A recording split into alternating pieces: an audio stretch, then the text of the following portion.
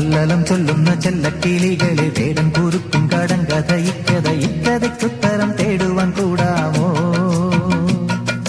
ഇല്ലെങ്കിൽ ചൊല്ലെങ്കിൽ ഇല്ലില്ല സമ്മാനം.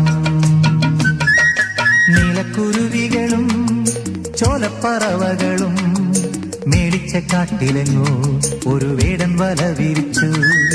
ഇത്തിരി വിത്തെറിഞ്ഞു, ഒത്തിരി കൊത്തെറിഞ്ഞു, പക്ഷികൾ വന്നണഞ്ഞു, പാവങ്ങൾ എന്തറിഞ്ഞു.